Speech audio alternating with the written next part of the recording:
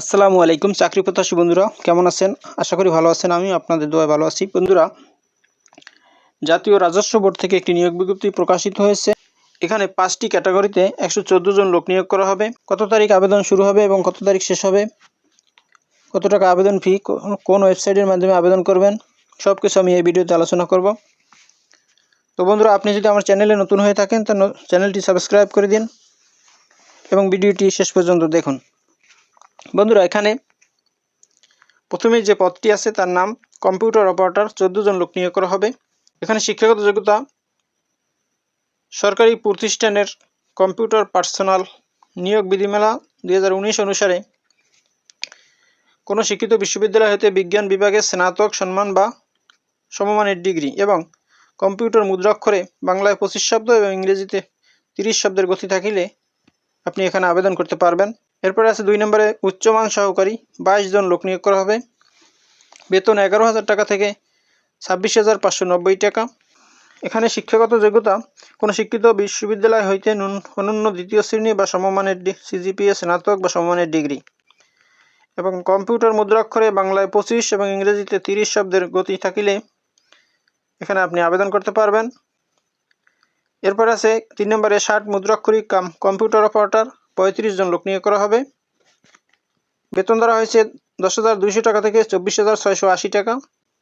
এখানে শিক্ষাগত যোগ্যতা কোনো শিক্ষিত বিশ্ববিদ্যালয় হইতে অনন্য দ্বিতীয় শ্রেণী বা সমমানের সিজিপিএতে স্নাতক বা সমমানের ডিগ্রি এবং কম্পিউটার মুদ্রাক্ষরে বাংলায় 45 এবং ইংরেজিতে 70 শব্দের গতি থাকিতে হইবে এবং ইমেল ফ্যাক্স মেশিন চালানোর দক্ষতা থাকিতে হইবে। এরপরে 4 নম্বরে অফিস সহকারী কম্পিউটার মুদ্রাক্ষরিক লোক নিয়োগ করা হবে 9 জন। বেতন ধরা হয়েছে 9,300 টাকা থেকে 22,490 টাকা। এখানে শিক্ষাগত যোগ্যতা উচ্চ মাধ্যমিক সার্টিফিকেট বা সমমান পরীক্ষায় উত্তীর্ণ এবং কম্পিউটার টাইপিংয়ে বাংলায় 20 এবং ইংরেজিতে 20 শব্দের গতি থাকিতে হইবে। এরপর 5 নম্বর আছে ডাটা এন্ট্রি কন্ট্রোল অপারেটর। লোক নিয়োগ করা হবে 34 জন। বেতন ধরা হয়েছে 9,300 টাকা থেকে 22,490 টাকা।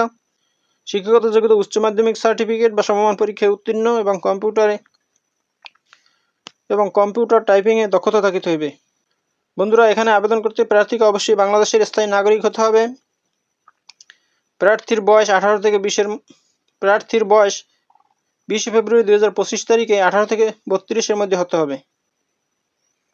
আবেদন করতে হবে অনলাইনের মাধ্যমে। আবেদনের ঠিকানা nbr.teletalk.com.bd এই ওয়েবসাইটের মাধ্যমে আবেদন করতে হবে। আবেদন করা যাবে 20 ফেব্রুয়ারি 2025 তারিখ পর্যন্ত। আবেদন ফি টেলিটক চার্জ সহ 112 টাকা। এছাড়া প্রতিবন্ধী, ক্ষুদ্র নৃগোষ্ঠী ও তৃতীয় লিঙ্গের প্রার্থীদের জন্য টেলিটক চার্জ সহ 56 টাকা। তো বন্ধুরা, এই হলো জাতীয় রাজস্ব বোর্ড থেকে প্রকাশিত নিয়োগ বিজ্ঞপ্তির বিস্তারিত। ভালো থাকুন, সুস্থ থাকুন, আবার কথা হবে। সে পর্যন্ত শুভকামনা রইল। আসসালামু আলাইকুম।